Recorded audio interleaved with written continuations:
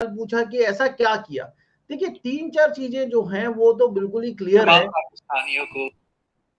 जी जी। जिसके अंदर पहली चीज तो ये हुई कि आपकी जो गवर्नमेंट है वो सपोर्टिव है। तो गवर्नमेंट सपोर्टिव होने से जो ब्यूरोक्रेसी और ये सब चीजें थी जिसके अंदर की registration of A company, operation, bank accounts, financing, ये चीजें और स्टार्टअप लोन्स हैं, वो सारी चीजें थोड़ी ईज आउट हो गई हैं।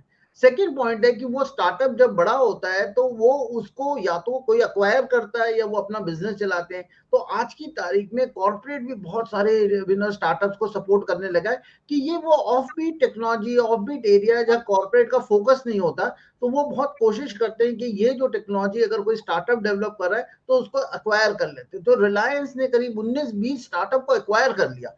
सेम उसी तरीके से जैसे गूगल है या फेसबुक है, ये सारे लोग भी जो है अच्छे स्टार्टअप्स को एक्वायर कर लेते हैं और उसके अंदर भी बड़ी ग्रोथ मिलती है। तो ये जो एक तो आपके पॉपुलेशन है जो कि एजुकेटेड है, विलिंग है और एंटरप्रेन्योरशिप में बिलीव करती है, दूसरी जो गवर्नमेंट है जो उसको सपोर्ट करती है, तीसरी जो है कॉर्पोरेट जो उसकी नीड को समझती है और उसको उस तरीके से अपना टेक्निकल सपोर्ट देके उसको एक्वायर करती है। तो ये तीन जो सेट ऑफ लोग जब कॉमन प्लेटफॉर्म पे आ गए तो it started growing. So you are very right to say we have the third largest startup ecosystem, which is 75,000 startup as per the Department of Promotion of Industry and Internal Trade.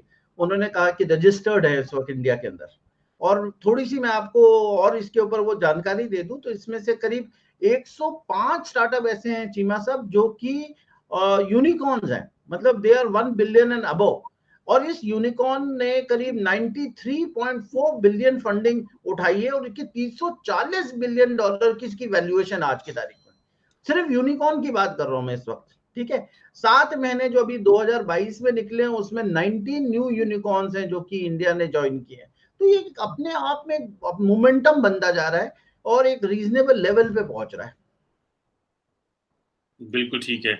अच्छा एक बात बताएं कि ये कहा जाता ये है कि जो भी मुल्क ग्रो कर रहे हैं, जैसे फॉर एग्जांपल उनको मार्केट्स नजदीक तरीन चाहिए। ये जरा हमें हमें कौन सा बताएं कि इंडिया के लिए जो नियरेस्ट मार्केट्स हैं वो कौन सी हैं। नेपाल बड़ी मार्केट नहीं है इतनी, बांग्लादेश उस तरह बड़ी मार्केट नहीं है, पाकिस्तान से आप डिस्कनेक्टेड हैं। तो ये क्या चीज है। इसी तरह चाइना के साथ जो है वो उस तरह का कंफर्टेबल लेवल नहीं है।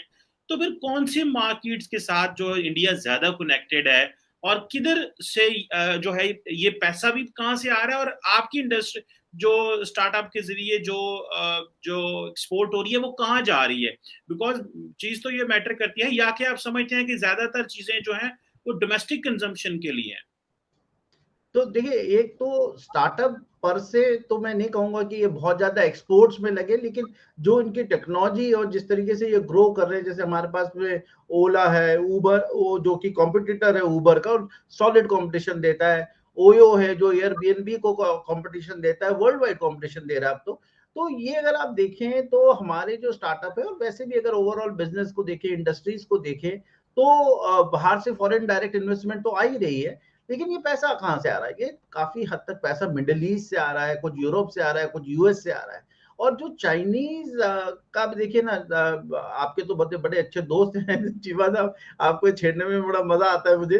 तो वो उनकी इकोनॉमी थोड़ी हिली पड़ी है और उनके रिलेशनशिप्स भी जो है वो थोड़े से आसपास खराब हुए हैं। और जो ताइवान का जो मसला चल रहा है इस वक्त, उससे ये लगता है कि जो ताइवान स्ट्रेट के अंदर से जो ट्रेड होगा वो भी इफेक्टेड हो जाएगा। तो कहीं ना कहीं अगर आप देखें जो एप्पल का नया अभी आ रहा है, जो मॉडल आ रहा है, they want to launch both the Indian make as well as the Chinese make together. पहले पहले चाइनीज आता था फिर इंडियन आता था। तो कहीं ना कहीं ये रियलाइजेशन हो रहा है कि इंडिया के अंदर जो टेक्नोलॉजी है which is more secured, it is more democratic, it is more controllable, और the best thing is legally it is very secure। मतलब ये नहीं हो सकता कि कल गवर्नमेंट ऑफ इंडिया डिसाइड करे कि हमने सो सो कंपनी को करना, उसको लीगल तरीके से जाना पड़ेगा। डिस्पाइट हमारे यहाँ चाइना से इशू है, लेकिन we have to be very legally compliant, the government has to be legally compliant, otherwise it will lose face even if it gets after any company which is belongs to China or any other country for that matter। अच्छा कल साहब ये भी हमें बताएं कि अभी हाल ही में बेसिकली यूएस ट्रेड डिपार्टमेंट जो है उन्होंने कहा है कि जो इंडियन कंपनी है उन्होंने हमसे जो हमें ऑयल दे रहे हैं और रशियन ओरिजिन का ऑयल था, तो बेसिकली ये इंडियन एक कंपनी ने हमसे छुपाया है। और कह रहे हैं कि ये बेसिकली यूएस ट्रेड डिपार्टमेंट जो है इसे नोटिफाई भी किया है। जो मेरा क्वेश्चन है आपसे वो ये है कि ये जो इंडिया रशिया से तेल ले रहा है और फिर उसको आगे भी बेच रहा है, कहीं पे